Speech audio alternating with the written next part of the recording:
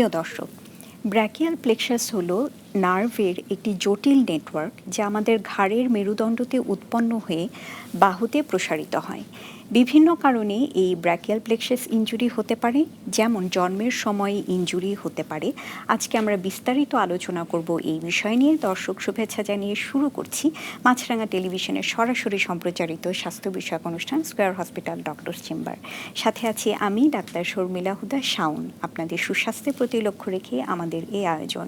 এই অনুষ্ঠানে আজ আমরা শিশুদের জন্মগত ব্র্যাকিয়াল প্লেক্সাস ইনজুরি সম্পর্কে আলোচনার পাশাপাশি আপনাদের সরাসরি টেলিফোন এবং SMS-এর জবাবে পরামর্শ দেওয়ার চেষ্টা করব। শিশুদের জন্মগত ব্র্যাকিয়াল প্লেক্সাস ইনজুরি সম্পর্কে আলোচনা করতে এবং চিকিৎসা পরামর্শ দিতে আজ আমাদের সঙ্গে আছেন স্কয়ার হসপিটালের অর্থোপেডিক্স ডিপার্টমেন্টের সিনিয়র কনসালটেন্ট ডাক্তার মোহাম্মদ ওমর ফারুক গোলাম কিবরিয়া। স্বাগত জানাচ্ছি আমাদের আজকের আলোচনা অনুষ্ঠানে। শিশুদের জন্মগত ব্র্যাকিয়াল প্লেক্সাস, এই ইনজুরিটা আমরা কখন বলি, কেন বলি, এটার মানে কি? চমৎকার একটা প্রশ্ন। আসলে জন্মগত বলতে গেলে এটা অনেকগুলো অসুখকে বোঝায়। তার মধ্যে যেমন টিউমার থাকতে পারে, অনেক সময় ডেফিসিয়েন্সি থাকে। তবে আমি মূলত আজকে আশা করি যে ডেলিভারির সময়ে যে আটকে যায়, বাচ্চার মাথা আটকে গেলে যে অবস্ট্রাকশন হয়, এটাকে অনেক সময় শোল্ডার ডিস্টোসিয়া বলে মেডিকেল পরিভাষায়। শোল্ডার আটকে যায়, তখন টানাটানির ক্ষেত্রে এই ব্র্যাকিয়াল প্লেক্সাস ইনজুরিটা হয়।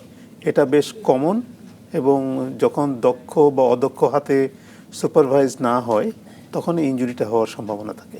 আচ্ছা, আপনি বললেন এটা কমন, মানে এটা দেখা যায় প্রায়। কিভাবে বুঝেন এটা যে ব্র্যাকিয়াল প্লেক্সাস ইনজুরি হয়েছে? মানে কারণ ছোট বাচ্চা তো আর কিছু বলতে পারে না। বাচ্চা তো কিছু বলে না সাধারণত। এখন কিন্তু আমাদের দেশে এরকম আছে যে ডেলিভারির পরে একজন পেডিয়াট্রিশিয়ান বাচ্চাটাকে দেখে উনি আইডেন্টিফাই করতে পারে যে বাচ্চার দুই হাতের মধ্যে কোনো পার্থক্য আছে। অনেক ক্ষেত্রে যেটা হয় যে বাচ্চা ডেলিভারির পরে মায়েরা একদিন বা একবেলা পরে আত্মীয়স্বজনকে আইডেন্টিফাই করে যে বাচ্চার দুই হাত সমান নড়ছে না, তখন তারা ডক্টরদের শরণাপন্ন হন। আচ্ছা, তারপর যখন তারা আপনাদের কাছে নিয়ে আসেন, আপনারা তখন কি করেন? এটা খুব চমৎকার, এই বিষয়টা খুব জরুরি সবার জানা। বাচ্চা প্রথমে আসার পরে আমাদের সবার একটা নোট রাখা দরকার যে বাচ্চার ইনজুরিটা শোল্ডার, এলবো, হাত, যেমন হিসেবে যেমন বললো টিভিতে যে শোল্ডার, এলবো এবং হাতে বিভিন্ন জায়গায় ইনজুরি হতে পারে। এটা নোট রাখা থাকে যে প্রাথমিক অবস্থায় প্রথম দিকে তার ইনজুরিটা কেমন। অনেক সময় ফ্র্যাকচারও হয়, ক্লাভিকেল ফ্র্যাকচার, হিউমারাস ফ্র্যাকচারও কিন্তু হয় ডেলিভারির জন্য। তো এই বিষয়গুলো নোট রাখা জরুরি, যাতে ইমপ্রুভমেন্ট কেমন হয় এটা বুঝতে গেলে আমাদের প্রতি মাসে বা 2 সপ্তাহ 3 সপ্তাহ অন্তর অন্তর ফলো আপ লাগে। ওইটা দেখে, কারণ বাচ্চার মায়ের প্রথম যেটা প্রশ্ন থাকে আমাদের কাছে যে এই বাচ্চা অপারেশন লাগবে কি, পুরা ভালো হবে কি হবে না, এই প্রশ্নের উত্তর দিতে গেলে আমার প্রথম দিনের ফাইন্ডিংটা খুব জরুরি। আচ্ছা, যদি আমি দেখি যে বাচ্চা, যেমন আমাদের খেতে গেলে হাতটা বাজ করা লাগে, আমরা বলি বাইসেপস ফাংশন, এটা মোস্ট ইম্পর্টেন্ট। যদি কোনো বাচ্চার 3 মাসের মধ্যে এলবো ফ্লেকশন হয়, তাহলে আমরা ধরে নিতে পারি ওর অপারেশন ছাড়া ভালো হয়ে যাবে।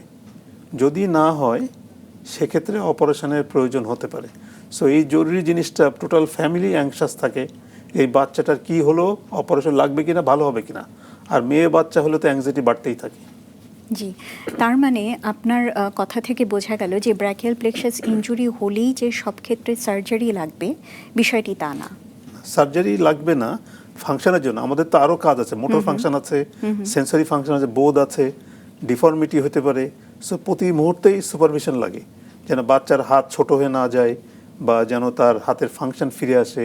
যেমন মেয়েদের কাজের মধ্যে চুল বাঁধা, নিজের কাজগুলো করা, এই কাজগুলোর জন্য হাতটা শোল্ডারের অ্যাবভ শোল্ডার উঠাইতে হয়।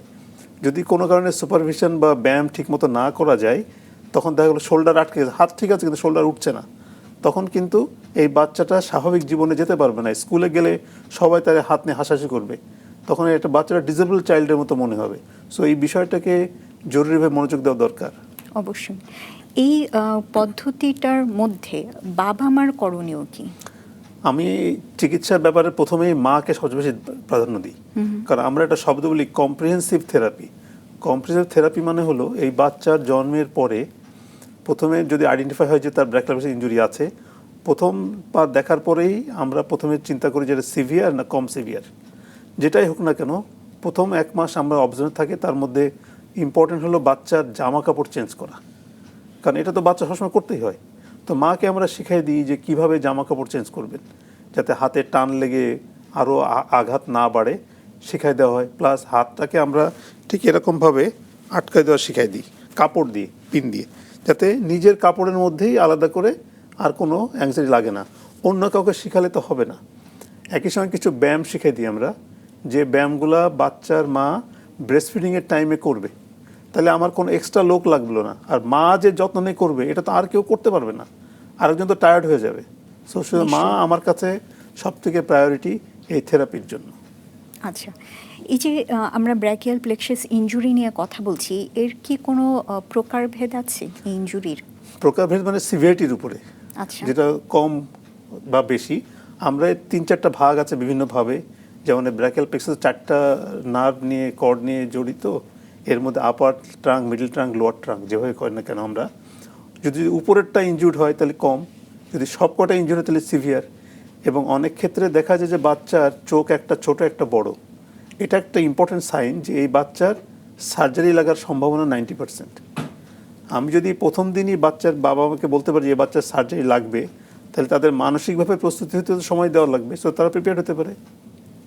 আচ্ছা, এই যে ব্র্যাকিয়াল প্লেক্সাস ইনজুরি, এই টার্মটা কিন্তু সাধারণের মধ্যে খুব বেশি পরিচিত না, কিন্তু একটা টার্ম আছে আর্বস পালসি, এটা অনেকেই এটা সম্পর্কে কথা বলেন, এটা কি?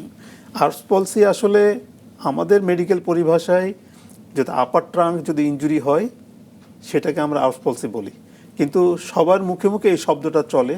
পেডিয়াট্রিশিয়ান, গাইনোকোলজি সব ইনজুরিকে তারা আর্বস পালসি হিসেবে নামকরণ করে। যেটাই বলুক না কেন, মূল বিষয় হলো তার ব্র্যাকিয়াল প্লেক্সাস ইনজুরি আছে। আর্বস পালসির ক্ষেত্রে এটা হলো কম সিভিয়ারটা, কিন্তু আমরা বলি প্যান পলসি, মানে সবকটা যদি ইনজুরি হয় তখন সেটার নাম হলো প্যান পলসি। এই প্যান পলসিগুলোর অধিকাংশই সার্জারি লাগে, নার্ভ সার্জারি করতে হয় তাদের। তার মানে আর্বস পলসি হলে যে সব ক্ষেত্রে, আর্বস পলসির ক্ষেত্রে সার্জারি নাও লাগতে পারে? নাও লাগতে পারে। আচ্ছা, এইটা একটা গুরুত্বপূর্ণ তথ্য আমাদের দর্শকদের জানার জন্য। আরেকটি বিষয় জানতে চাইবো যে এই যখন কি এই ব্র্যাকিয়াল প্লেক্সাস ইনজুরি হয় তখন এটার কি ধরনের পরিণতি হতে পারে, মানে জটিলতা কি হতে পারে? চমৎকার। আসলে জটিলতা মানে আমাদের এই ইনজুরিটা এফেক্ট করে শোল্ডার, এলবো এবং হাত। যখন প্যান পলসি হয় তার হাতের ফাংশন কমে যায়, এলবো দিয়ে দেখা যায় যে হাতটা ঘুরে আছে, শোল্ডারটা উপরে ওঠে না।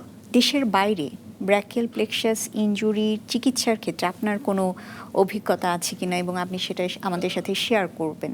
চমৎকার প্রশ্ন। আমি ব্র্যাকিয়াল প্লেক্সাস সার্জারি শিখি হলো ইন্ডিয়াতে, মোস্টলি ইন্ডিয়াতে চেন্নাইয়ের স্ট্যানলি হসপিটাল, বোম্বে হসপিটাল, বোম্বেতে কাজ করি। এবং পরবর্তীতে আমি কানাডাতে প্রফেসর হাওয়ার্ড ক্লার্ক ভদ্রলোক আছেন, উনি শুধু একটা সার্জারি করেন বাচ্চাদের ব্র্যাকিয়াল প্লেক্সাস। সো ওনার সাথে আমি কিছুদিন কাটানোর অভিজ্ঞতা হলো, খুব চমৎকার অভিজ্ঞতা। উনি শুধুমাত্র এই একটা রোগের চিকিৎসা করেন বাচ্চাদের। তার মানে উনি এই বিষয়ে অনেক বেশি অভিজ্ঞ। হ্যাঁ, এবং ওনার লেখা সবাই পড়ে। তো ওনার একটা অপারেশন মানে উনি সপ্তাহে একটা সার্জারি করেন, সকাল থেকে 8টা থেকে রাত 8টা, 12 ঘন্টা টোটাল। নার্স, ওটি সবাই জানে যে ক্লার্কের অপারেশন 12 ঘন্টা। অপারেশনে প্রথমে সবচেয়ে হলো যে প্রথমে বাচ্চাটাকে উপুড় করে, 3 মাসের একটা বাচ্চাকে উপুড় করে তার নার্ভ হারভেস্ট করেন, এরপরে উনি এক্সপ্লোর করেন। আর যেটা ওনাদের দেশে হয় এটা আমাদের দেশে খুব আনকমন, আমরা পারি না। ওনারা ওই নার্ভটাকে বায়োপসি করে হিস্টোপ্যাথোলজি করেন যে সবগুলো ফাইব্রাস টিস্যু রিমুভ হয়েছেন কিনা, এরপরে তারা রিপেয়ার করেন। চমৎকার, মানে এই ধরনের কাজ দেখার সুযোগ। যেহেতু ওদের দেশে আমাদের মতো এত সিজার হয় না, নর্মাল ডেলিভারি বেশি হয় ওদের দেশে। তা আমি একদিন জিজ্ঞেস করলাম যে ডক্টর ক্লার্ক, তোমার এখানে তো সার্জারি, ব্র্যাকিয়াল প্লেক্সাস ইনজুরি তো অনেক বেশি বাচ্চাদের, এটা কেন? বল, দেখো আমাদের এখানে একটা সিজার করতে $5,000 খরচ হয়। সো আমাদের সরকারের পক্ষে এত খরচ করা সম্ভব না। সো আমরা নর্মাল ডেলিভারি ট্রায়াল দিই, যদি ব্র্যাকিয়াল প্লেক্সাস হয় তখন সার্জারি করি। আর ওদের দেশে তো সুবিধা হলো যে মানে সরকার তো জনগণের জন্য, ওরা যদি ডিসেবলড হয় ওই বাচ্চা সরকার থেকে পয়সা পায়, সো ওদেরও কোনো মনে দুঃখ থাকে না। কারণ আমাদের দেশে তো ভিন্ন, আমাদের তো বাচ্চার চিকিৎসা সব কিছুই তো নিজেদের ব্যয় করতে হয়। সরকার আংশিক ব্যয় ব্যবহার করেন, কিন্তু সব তো মিলে না। জি, নিশ্চয়ই।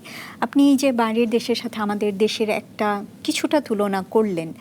আমাদের দেশে যখন আপনাদের কাছে নিয়ে আসি ব্র্যাকিয়াল প্লেক্সাস ইনজুরির কোনো শিশুদেরকে নিয়ে, আপনারা কি করেন? কিভাবে টেস্ট করেন? কি ধরনের টেস্ট করেন? তারপর আপনাদের প্ল্যানটা কি হয়? চমৎকার। আসলে বাচ্চা যদি আমি প্রথম দিকে পাই, ওই সময় কোনো টেস্টের মধ্যে অ্যাটল ফ্র্যাকচার আছে কিনা দেখার জন্য এক্স রে লাগে। আর নার্ভের টেস্ট বা এমআরআই 3 মাসের আগে সহসা করি না, কারণ আমরা ক্লিনিক্যালি যদি এখানে আমরা 4টা ভাগে ভাগ করি সিভিয়ারিটির উপরে। টাইপ 1টা হলো সবচেয়ে কম সিভিয়ার, টাইপ 4 হলো সবচেয়ে বেশি সিভিয়ার। টাইপ 1 অ্যান্ড 2 যারা আমরা ভাগ করি ক্লিনিক্যালি, ওরা 3 মাসের মধ্যে কোনোই ভাঁজ করে ফেলে। সো ওদের মূলত ফার্দার এক্স রে ছাড়া ভাঙা থাকলে না হলে আর কোনো টেস্ট লাগে না। যাদের টাইপ 3 বা 4, টাইপ 3টা হলো কারো সার্জারি লাগবে, কারো লাগবে না, আর টাইপ 4 হচ্ছিল সবার লাগবে।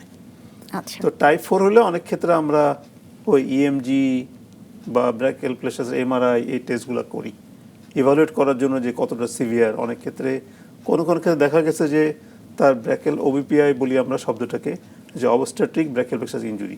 এখন যদি বলি অবস্ট্রাটিক, তাহলে আমাদের গাইনি ইয়েরা একটু হার্ট হইতে পারে, সেজন্য অনেকে পেডিয়াট্রিক ব্র্যাকিয়াল প্লেক্সাস ইনজুরিও বলে।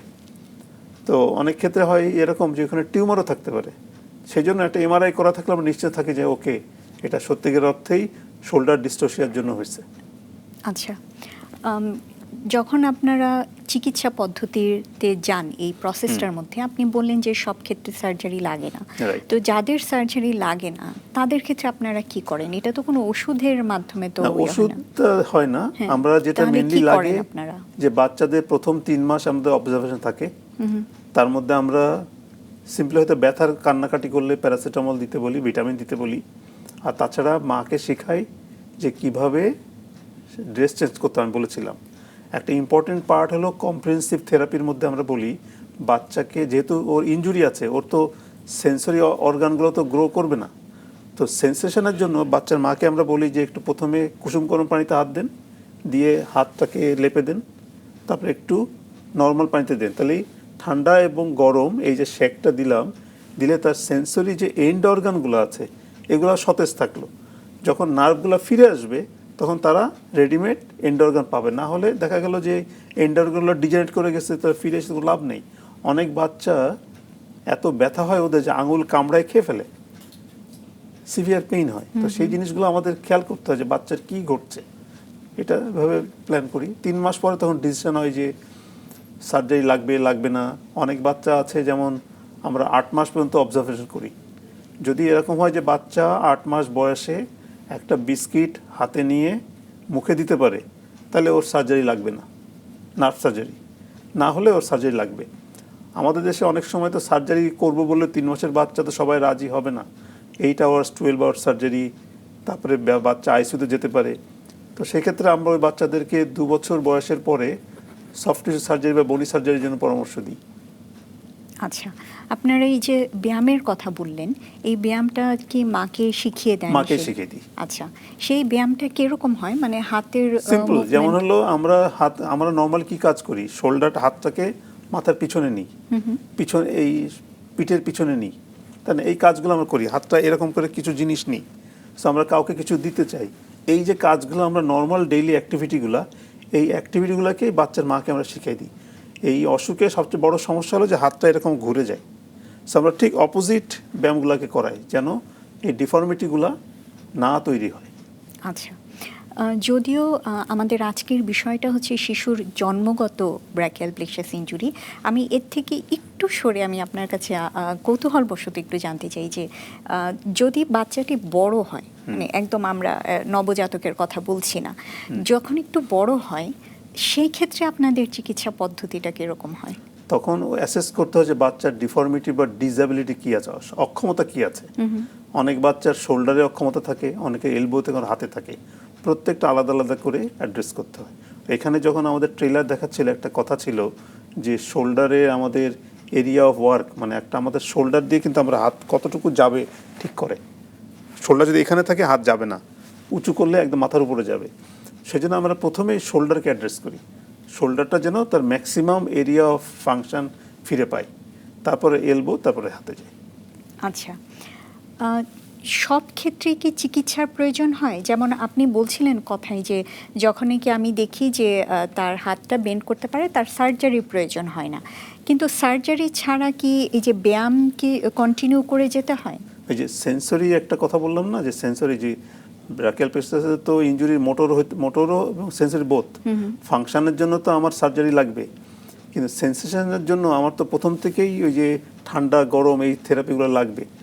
অনেক ক্ষেত্রে আমরা মানে স্টিমুলেশন নার্ভ দিতে চাই, কিন্তু দিলে বিপদ হয়। অনেক সময় দেখা যায় বাচ্চা সুই টুই নিয়ে এগুলো অ্যাকসেপ্ট করতে পারে না, সেজন্য ন্যাচারালি বাচ্চার মাকে শিখায় নর্মাল অ্যাক্টিভিটিগুলোকে দিয়ে যেভাবে করা সম্ভব সেগুলোই করতে দিই। আচ্ছা, এই যে সার্জারিটা করা হয়, এই সার্জারিটা কে করেন? মানে নিউরোসার্জন নাকি প্লাস্টিক না, সার্জন? আসলে সারা পৃথিবীতে ব্র্যাকিয়াল প্লেক্সাস সার্জন একটা গ্রুপ আছে। আবার যারা হ্যান্ড সার্জন তারাও ব্র্যাকিয়াল প্লেক্সাস করে, নিউরো সার্জনরাও অনেকে করে। সেজন্য দুই রকমই গ্রুপ আছে। যারা নিউরো সার্জনদের গ্রুপেও একটা আছে পেরিফেরাল নার্ভ সার্জন, আবার হ্যান্ড সার্জনরাও করে। So all over the world সবাই করে। যেমন পশ্চিম সাইডে প্লাস্টিক সার্জনরা বেশি করে, ইস্ট সাইডে অর্থোপেডিক সার্জনরা বেশি করে।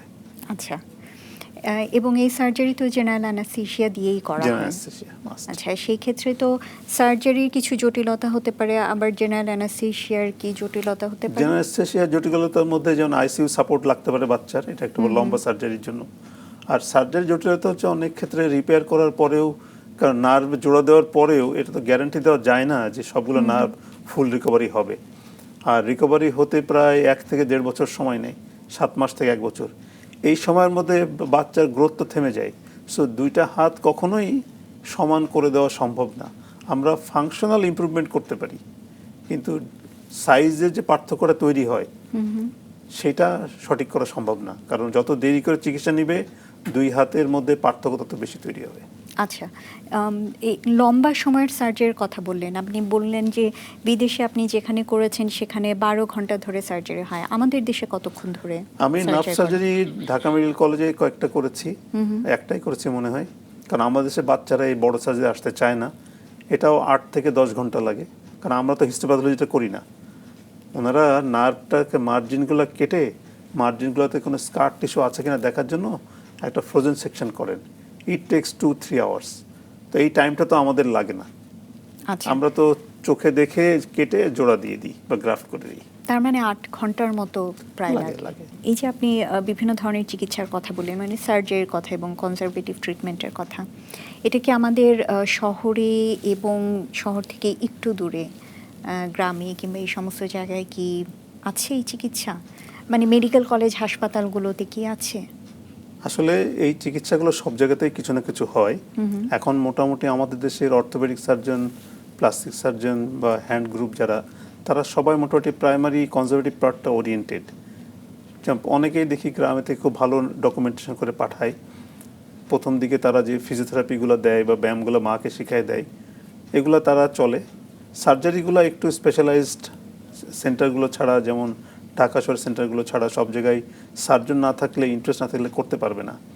আর 3 মাসের বাচ্চার অপারেশন করা আসলে আমাদের দেশের প্রেক্ষাপটে এখানে নানা নানি দাদা দাদি সবাই প্রভাব ফেলে। আর 3 মাসের বাচ্চা যদি আইসিইউ সাপোর্ট না থাকে সে জায়গায় তো এটা অপারেশন করা সেফ না। সেজন্য একটু সুপার স্পেশালাইজড সেন্টার ছাড়া এই অপারেশনগুলো করা যায় না। ঢাকাতে যেমন হয়তো স্কোয়ারে আমি করছি, তারপরে বিএসএমইউতে হয়, নিটোরে হওয়ার কথা, ঢাকা মেডিকেল কলেজে হওয়ার কথা, এরকম সবগুলো সেন্টারে পারার কথা। আচ্ছা, সফট টিস্যু সার্জারি বলতে কি বুঝি? মানে অনেক সময় হয় কি, 3 মাস বয়সের বাচ্চাকে আমরা অপারেশনের পরামর্শ দিলাম, কিন্তু বাবা মা অ্যাকসেপ্ট করলো না। তারা অনেক জায়গায় ঘুরে টুরে, কেউ বললো যে অপারেশন লাগবে, কেউ বললো লাগবে না, ব্যায়াম করেন ভালো হবে। তো একটা সময় হয় কি 2 বছর বয়সে তখন আসে, বাই দিস টাইম বাচ্চার কিন্তু ডিফর্মিটি তৈরি হয়। তখন আমরা কি করি, যেহেতু বাচ্চা গ্রো করছে, তার শোল্ডারে যে টেন্ডনগুলো আছে, আমরা তো কন্ট্রাকচার হয় হলো যে মানে যে মাসেলগুলো ইন্টারনাল রোটেশন করে, এইগুলোকে আমরা রিলিজ করে দিই আমরা, বা ব্যালেন্সিং বলা যায়। মাসেলের যে ইমব্যালেন্স তৈরি হয় সে ব্যালেন্স করে দিলে তখন তার শোল্ডারের ফাংশনটা ফিরে আসে। এখন একটা বাচ্চা তো গ্রো করে প্রায় 18 বছর বয়স পর্যন্ত। সো আমার ফিজিওথেরাপি বা ব্যায়াম 18 বছর বয়স পর্যন্ত করতে হয়, যাতে তার শর্টেনিং না হয়। আচ্ছা, তার মানে আপনি বলতে চাইছেন যে ২ বছর বয়সে যে ডিফর্মিটি যদি হয়ে গিয়ে থাকে হবে এটা হবে, তাহলে সেটা চিকিৎসার মাধ্যমে সেটা ঠিক করা কারেক্ট সম্ভব? মানে একদম স্বাভাবিক নাকি কিছুটা লিমিটেশন মানে থাকবে? এখানে দুইটা বিষয়, একটা হলো যে বাচ্চা ডেলিভারির পরে প্রতিদিনই তো গ্রো করে এবং প্রতিদিনই মাসেলের ফাংশন বা ব্যালেন্স জরুরি ফর নর্মাল গ্রোথ, স্বাভাবিক গ্রোথের জন্য দরকার। আপনি যদি 6 মাস দেরি করেন, এই সময় তার গ্রোথের কিছু ডিফর্মিটি বা ঘাটতি হবেই। তো চিকিৎসা যত দেরি করে নেবেন, ঘাটতিটা তো ওরকমই থাকবে। এখন আমি মনে করেন যে প্রথম দিকে brachial plexus surgery, nerve surgery করতে পারলাম না, তার 2 বছর বয়সে পরে এর মধ্যে তার যে শর্টেনিংটা হলো, সবার বাবা মা তো একই রকম ব্যায়াম করাতে পারে না। অনেক সময় বলে দিলেও সবাই বুঝে না, সুপারভিশন আসে না, অনেকে আসে বলে দিলাম একবারে 6 মাস বা 2 বছর পরে আসলো, এর মধ্যে ডিফর্মিটি হয়ে যায়। ওই যে ডিফর্মিটি হয় এটা কিন্তু ইররিভার্সিবল, বনি চেঞ্জটা আমরা ফেরত দিতে পারবো না। সফট টিস্যু মানে মাসেল টেন্ডনগুলোকে আমরা ব্যালেন্স করি, যেটা বেশি টাইট সেটাকে রিলিজ করে যে ফাংশনটা দরকার সেই ফাংশনটা করার জন্য আমরা চেষ্টা করি। কিন্তু তা থেরাপি নিতে হয়। আরেকটা জিনিস পরে সুযোগ পেলে অর্থোটিক্স বলি আমরা, স্প্লিন্টের প্রচণ্ড ব্যবহার লাগে আমাদের বাচ্চার হাতগুলোকে ভালো করার জন্য, কারণ পজিশন মেনটেন করার জন্য আমাদের অর্থোটিক্স লাগে, বিভিন্ন রকমের স্প্লিন্ট যেগুলো সাপোর্ট হাতের, এলবোর, শোল্ডারের বিভিন্ন কিছু লাগে, সেগুলোও আমাদের ব্যবহার করতে হয়। আচ্ছা, এই কারণেই আপনারা আসলে বারবার বলেন যে যত তাড়াতাড়ি সম্ভব চিকিৎসা নেওয়াটা জরুরি। আমি আপনার এই কথা থেকে আমি আমাদের দর্শকদেরকে একটু বলতে চাই, আপনারা যারা আজকে আমাদের এই প্রোগ্রাম দেখছেন এবং শুনছেন, কারো যদি কোনো বাচ্চার যদি এই জন্মগত কারণে ব্র্যাকিয়াল প্লেক্সাস ইনজুরি হয়ে থাকে, তবে অতি সত্বর চিকিৎসা করানোটা জরুরি, কারণ যত বেশি দেরি হবে তত বেশি আসলে ডিফর্মিটি হবার চান্স বেড়ে যাবে এবং সেটা জটিল আকারই ধারণ করবে আসলে। আমি একটু কথা যোগ জি, করি। অবশ্যই। দেখা যায় যে অনেক ক্ষেত্রে কেউ বলে দিল যে আপনি ব্যায়াম করান ভালো হয়ে যাবে, কিন্তু কি ব্যায়াম করবে এটা তো বুঝতে পারে না, সো তার সুপারভিশন লাগবে। কিছু কিছু বাচ্চা তো ব্যায়াম করালে ভালো হবে এটা সঠিক, কিন্তু তার সেন্সরি যে পার্টটা সেই পার্টটা তো কেউ বুঝবে না। যেমন ঠান্ডা গরম সেক দেওয়া, অনেকে হয় কি সেক দিতে যে চামড়া পুড়ায় ফেলে, এটাও নিয়ে আসছে বাচ্চাদের। সেজন্য এই বাচ্চার সুপারভিশন ডে 1 থেকেই জরুরি, টিল 18 ইয়ার্স অফ এজ। আচ্ছা, এবং এই যে ব্যায়ামের কথা বললেন আপনি যে সুপারভিশনটা জরুরি, আপনারা তো ব্যায়াম দেখিয়ে দেন বাসায়, মা করান, তারপরে উনি আবার কতদিন পর নিয়ে আসবেন আপনাদের কাছে? আমরা প্রথমে বলি ডেলিভারির পরে যদি আসে, প্রথমে 1 মাস পরে বা 3 সপ্তাহ পরে একটা ফলো আপ নিই, কারণ 3 সপ্তাহ একটা স্টেপ যে আমাদের বাইসেপস ফাংশন ফিরে আসছে কিনা দেখা, এটা আমাদের চেক করা জরুরি। 3 সপ্তাহ পরে আমরা আবার 1 মাস পরে আসি, তারপরে 3 মাসের মধ্যে বাচ্চা সম্বন্ধে আমার ধারণা হয়ে যায় যে ওর প্রাইমারি সার্জারি লাগবে অথবা লাগবে না। 3 মাস পরে একটা গ্রুপ থাকে যাদের 8 মাস পর্যন্ত ফলো আপ লাগে, তখন আমরা 1 মাস, 3 মাস, 2 মাস পর পর বুঝে বাচ্চার উন্নতি বুঝে, বাচ্চার বাপ মায়ের মানে এডুকেশন, তারা আমার কথা বুঝলো কিনা, তারা করাচ্ছে কিনা বুঝে আমরা করতে বলি। এবং এর মধ্যে আমরা মাঝে মধ্যে এক্স রে করে দেখি যে তার এক্স রেতে কোনো পরিবর্তন আছে কিনা। কোনো কোনো ক্ষেত্রে সিটি স্ক্যানও লাগে, যে সত্যিকার অর্থে যদি ডিসপ্লেসমেন্ট হয়। যেমন আমি ইন্ডিয়াতে যেসব জায়গায় কাজ করেছি, তারা 5 ডিগ্রি ডেভিয়েশন হলে সার্জারি করে ফেলে সিটি স্ক্যান করে। এখন আমাদের দেশে সবসময় এটা সম্ভব হয় না। জি, কেউ যদি সার্জারি করতে না চান, এরকম নিশ্চয়ই আছেন অনেকে, ম্যাক্সিমামই বাচ্চা 3 মাসের বাচ্চার সার্জারি করতে কেউ করতে চায় না আমাদের দেশে স্পেসিফিক্যালি। সেই ক্ষেত্রে কি করেন আপনারা? তখন আমরা ওদেরকে সুপারভিশন করি, স্প্লিন্টিং, ব্যায়াম এগুলো চালাই, 2 বছর বয়সে আসতে বলি। যখন বাচ্চার মা দেখতে পায় বা বাবা মা দেখতে পায় যে বাচ্চার 2 হাতের মধ্যে পার্থক্য, তখন তারা সার্জারিতে রাজি হয়। আর একটা সময় আসে হলো বাচ্চা যদি মেয়ে হয়, বিয়ের সময় আসলে তখন আসে স্যার ঠিক করে দেন। কিন্তু তখন কি আদৌ কিছু করা সম্ভব হয়? আমরা দেখতে সৌন্দর্য বাড়াতে পারবো না, কিন্তু ফাংশন বৃদ্ধি করতে পারবো। একটা মেয়ে যদি নিজের চুল বাঁধতে না পারে তাহলে তো মুশকিল, তখন সেই ধরনের সার্জারি করি যাতে তার এই মুভমেন্টগুলো ইমপ্রুভমেন্ট হয়। আচ্ছা, সার্জারির পরপরই তো ফলাফল দেখা যায় না, যায় কি? না, সার্জারি তো 2 রকমের। যদি আমরা 3 মাস বয়সেরগুলো করি নার্ভের, তো নার্ভ তো প্রতি মাসে 1 ইঞ্চি করে বৃদ্ধি পায়। সো গ্রাফট করার পরে খুব আর্লিয়েস্ট যদি কোনো ফাংশন আসে 5 থেকে 7 মাস।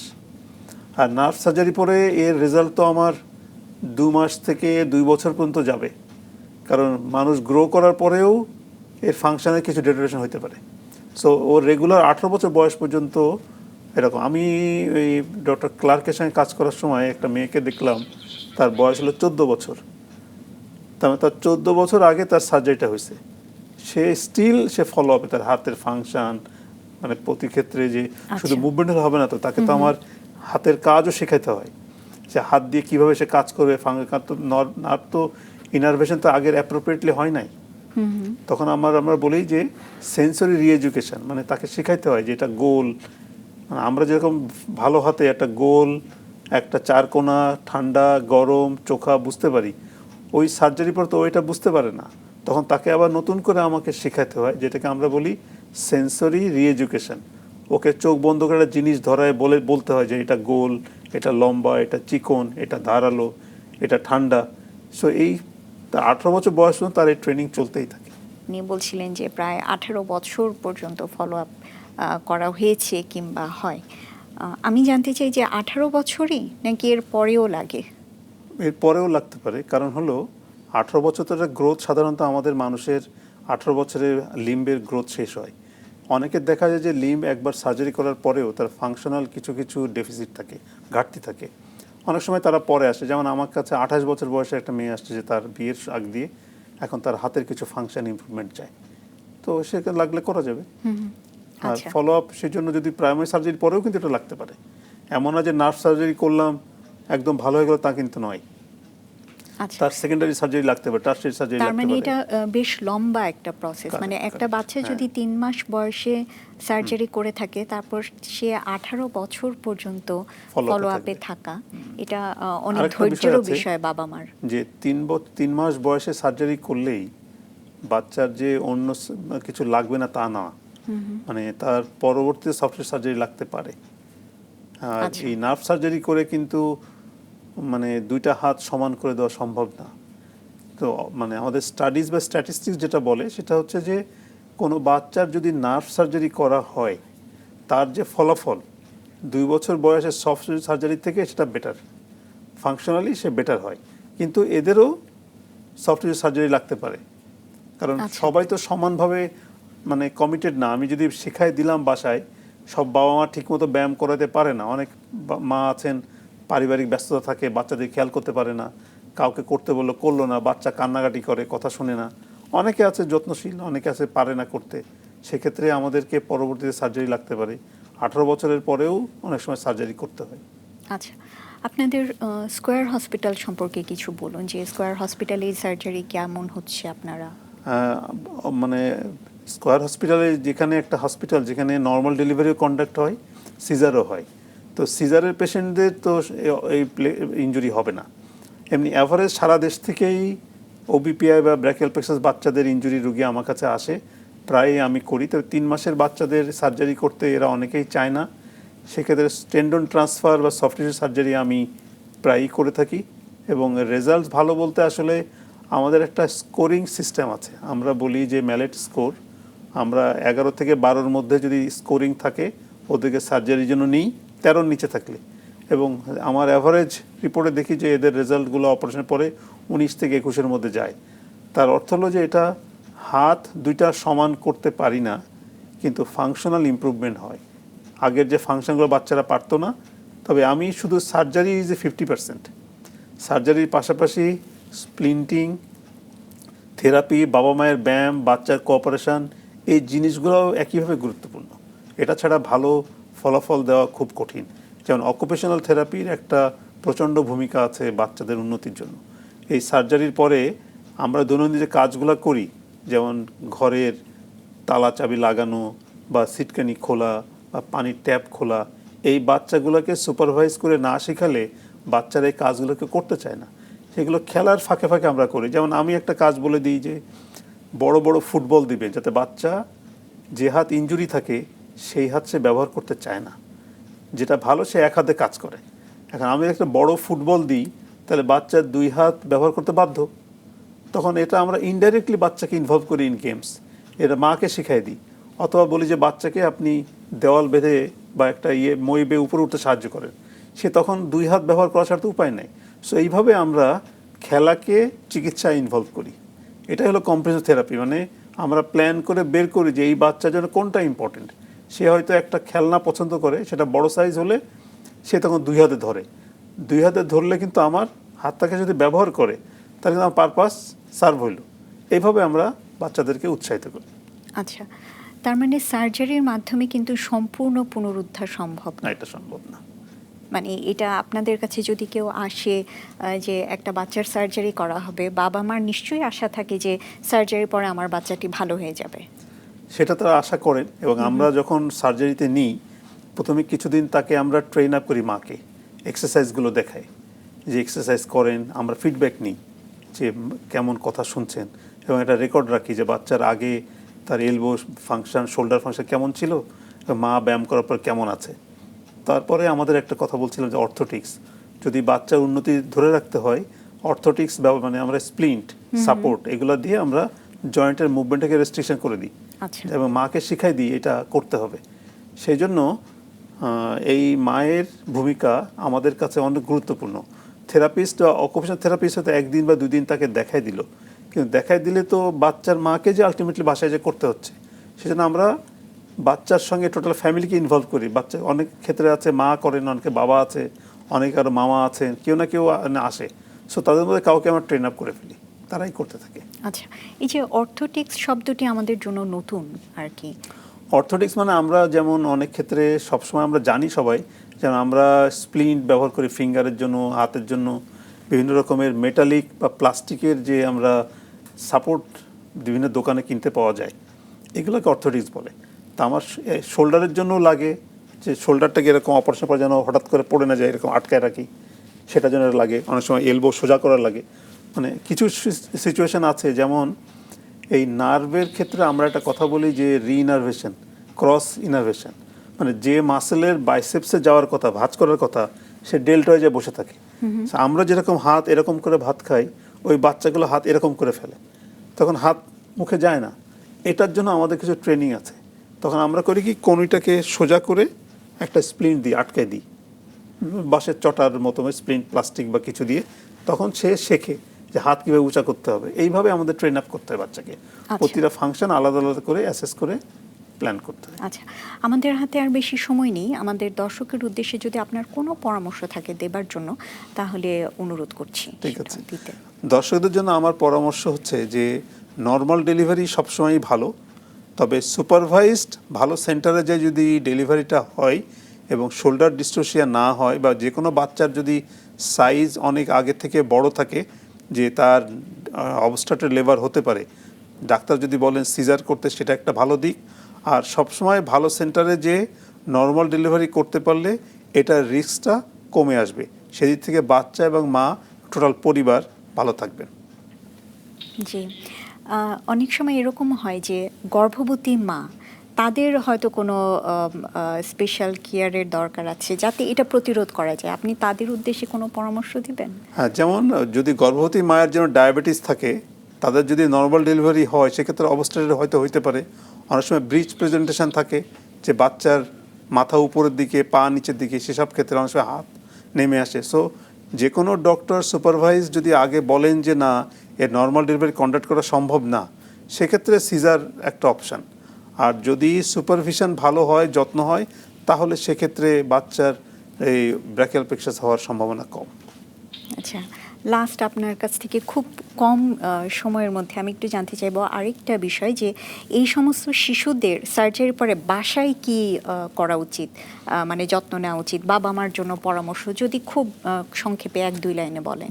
বাবা মার যেটা আমরা বলে দিই, যে আমরা তাকে যে ট্রেন আপ করি, এই ফিজিওথেরাপি বা ব্যায়ামগুলা, এগুলো যদি যত্ন সহকারে করে, তাহলে আমরা ম্যাক্সিমাম ভালো ফলাফলটা পেতে পারি। সেজন্য তাদের, আমাদের অনেকে আছে রিল্যাক্টেন্ট, ভাবে যে অপারেশন করতে ভালো হয়ে গেছে, সেটা নয়। এর সঙ্গে তারা আমাদের কাছে ইকুয়ালি ইম্পর্টেন্ট। বাবা মায়ের সাহায্য ছাড়া এই বাচ্চাদের ভালো করা আমাদের জন্য কঠিন। জি, নিশ্চয়ই। আমাদের হাতে আর সময় নেই। আপনাকে অসংখ্য ধন্যবাদ। আপনাকেও ধন্যবাদ, দর্শকদেরকেও ধন্যবাদ। দর্শক দেখছিলেন মাছরাঙা টেলিভিশনের সরাসরি সম্প্রচারিত স্বাস্থ্য বিষয়ক অনুষ্ঠান স্কয়ার হসপিটাল ডক্টরস চেম্বার। আমরা চেষ্টা করেছি শিশুদের জন্মগত ব্র্যাকিয়াল প্লেক্সাস ইনজুরি সম্পর্কে আলোচনা করতে। আশা করি অনুষ্ঠানটি নিশ্চয়ই আপনাদের কোনো না কোনোভাবে কাজে লেগেছে। সবসময় সাথে থাকতে জয়েন করুন আমাদের ফেসবুক পেজে www.facebook.com/মাছরাঙা টেলিভিশনে। আজকের মতো বিদায় নিচ্ছি। সুস্থ থাকুন, মাছরাঙার সঙ্গেই থাকুন।